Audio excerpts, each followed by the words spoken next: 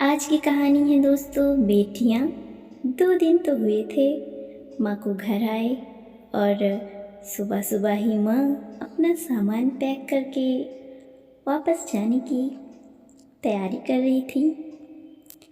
ऐसी ही तो ना आई थी माँ बेटे के घर। आने का कारण भी बहुत ख़ास था। बहू की डिलीवरी हुई थी और दादी बनने का नसीब मिला था। माँ दौड़ती दौड़ती खुशी खुशी अपने कॉलेज से छुट्टियाँ लेकर आई थी अपने पोते का मुंह देखने के लिए। एक बड़े कॉलेज में लेक्चरर होने के बावजूद भी माँ की जो सोच थी वो अभी भी ऑर्थोडॉक्स टाइप की थी, जो पहले से यह सोचकर कि पोता होता तो अच्छा होगा। माँ के अरमानों पर तब पानी फिर गया जब बहू ने एक बेटे को नहीं बल्कि एक बेटी को जन्म दिया। हालांकि माँ यह सब अपने चेहरे पर बिल्कुल भी दिखाना नहीं चाहती थी, लेकिन उसका बर्ताव सारी बातें बयां कर रहा था। माँ को वापस जाने की तैयारी करता देख बेटा माँ के पास आया और माँ से बोला, माँ 2 दिन तो अब हुए हैं तुम्हें आने को और तुम जाने की तैयारी कर रही हो। अरे बेटा तुम तो जानते ही हो कॉलेज फिर से शुरू हो रहा है। तुम्हारे पापा और मेरे लेक्चरर फिर से शुरू करने पड़ेंगे। ज़्यादा छुट्टियाँ भी तो नहीं ली थी मैंने। जाना तो पड़ेगा बेटा, लेकिन तू चिंता मत कर। थोड़े दिन बाद मैं और तेरे पापा दोनों ही वापस आएंगे। अगले दिन सुबह सुबह माँ नहा धोकर जाने के लिए तैयार थी। बेटा किचन से चाय बनाकर माँ को लाकर देता है।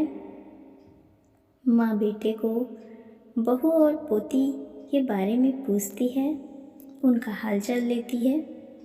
बेटा कहता है दोनों सो रहे हैं। माँ बेटे से कहती है, खुशी की बात है बेटा कि तुम्हारे यहाँ लक्ष्मी ने जन्म लिया।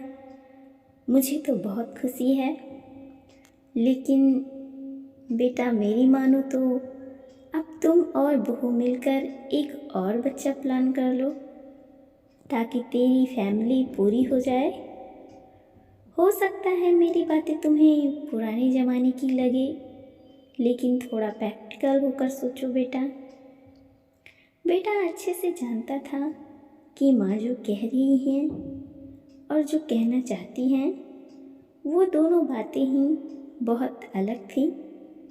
बेटे ने अपनी जेब से अपना मोबाइल फ़ोन निकाला और माँ को दिखाने लगा। उसने कई सारे मैसेजेस माँ को दिखाए और बोला, देखो माँ, तुम्हारी बात तुमसे पहले यह दर्जनों लोग मुझे मैसेज में कह चुके हैं। हर कोई डायरेक्टली या इनडायरेक्टली मुझे यही कहने की कोशिश कर रहा है कि बेटा होता तो अच्छा होता, या फिर आगे बेटे के लिए ट्राई करो।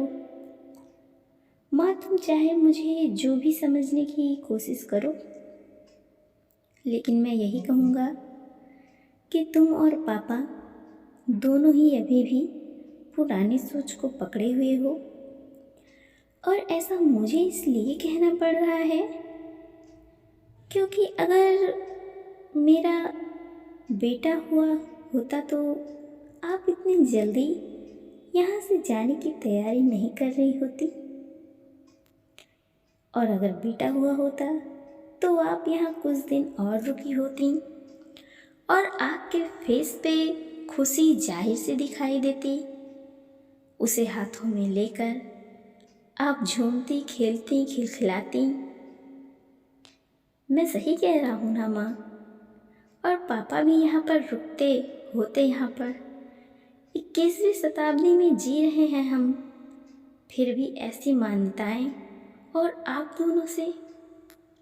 माँ, मुझे बिल्कुल भी उम्मीद ना थी। आप हजारों बच्चों को लेक्चरर देते हो और खुद इस तरह के विचार रखते हो। ऐसी सोच तो होनी ही नहीं चाहिए आप लोगों की। अगर आप ऐसा मानते हो कि बेटा और बेटी दोनों होंगे तभी फैमिली कंप्लीट होगी, तो मेरे एक सवाल का जवाब दो माँ, कि मैं अकेला क्यों हूँ? मुझे कोई बहन क्यों नहीं है? माँ जवाब ना दे पाई क्योंकि माँ के जब पास कोई जवाब ही नहीं था। वो अपनी नज़रें झुकाए वहाँ से चली गई। बेटा अपनी माँ से बहुत प्यार करता था। वह बिल्कुल उनका अपमान नहीं करना चाहता था, लेकिन गलत विचारों का समर्थन करना भी उसे ठीक नहीं लगा। यह सारी बातें बहू ने भी सुन ली थी। बेटे ने उसके पास जाकर उसका उतरा हुआ चेहरा देखकर उसे समझाते हुए कहा, देखो चा, तुम्हें माँ की बातों से या किसी और की बातों से परेशान होने की बिल्कुल भी ज़रूरत है नहीं है, क्योंकि जब मैं नहीं मानता इन सब बातों को तो मैं गैरों की बात क्यों सुनूं? मुझे कोई फ़र्क नहीं पड़ता कि मुझे बेटा हुआ है या बेटी। मेरे लिए यही बड़ी बात है कि मेरी बेटी स्वस्थ है और खुश। चारू बोली, मैं माँ की बातों से या किसी और की बातों से बिल्कुल भी परेशान नहीं हूँ। मैं बस ये सोचकर परेशान हूँ कि बेटियों को कितनी सारी तकलीफ़ें उठानी पड़ती है, कितनी सारी ज़रूरतें उनकी अधूरी सी रह जाती हैं। लेकिन हाँ, मैं परेशान भी हूँ कहीं कहीं, क्योंकि मैं भी एक समाज सेविका हूँ और मैं हर दिन कई लड़कियों से मिलती हूँ। आश्चर्य की बात है कि मुझे आज तक एक भी लड़की ऐसी नहीं मिली जो कहती हो कि लड़की होने की वजह से उसे अलग तरीके से ट्रीट ना किया गया हो या कुछ सहना ना पड़ा हो। मैं खुद एक औरत हूँ और इस बात का अनुभव भी मैंने किया है। और अब जब घर में भी एक लड़की ने जन्म लिया है तो मैं परेशान हूँ। पति अपनी पत्नी को समझाते हुए कहता है, कल्पना चावला, रानी लक्ष्मीबाई, पीवी सिंधु, प्रतिभा Patel, mother Teresa, Kiran Bedi, list इतनी लंबी है ना कि अगर मैं तुम्हें सुनाने लगूंगा तो कभी ख़त्म ही नहीं होगी। क्या इन सब ने यह सब फेस नहीं किया होगा? ज़रूर किया होगा, लेकिन उन्होंने दुनिया को जो साबित करके दिखाया है वो कोई आम लड़की भी नहीं कर सकती। लेकिन अगर जज्बा हर लड़कियों के अंदर हो तो वो हर नाकाम को भी काम कर सकती हैं और साबित कर सकती हैं खुद को। और जिस मुकाम पर वो पहुंची है ना, वही हर लड़की को हौसला देने के लिए काफ़ी है। और इन सब में जो सबसे पहला नाम आएगा जो हमारी बेटी को हौसला देगा वह होगा चारू शर्मा, यानी कि तुम्हारा नाम। और जब तुम ही नहीं हौसला रखोगी तो हमारी बेटी को हौसला कौन देगा? हम दोनों हमारी बेटी को मिलकर बहुत हौसला देंगे और बाकी उन सारी लड़कियों को हौसला देंगे जो इस दर्द को झेल रही हैं। बेटा बेटी का फ़र्क जो झेल रही हैं उन्हें हम हौसला देते रहेंगे। दोस्तों, सिर्फ महिला दिवस मनाने से या देवी देवता की पूजा करने से लड़का लड़कियों में समानता नहीं आएगी। जब हम अपने विचारों को जड़ों से बदल पाएंगे तभी इस नज़रिया को भी बदला जाएगा।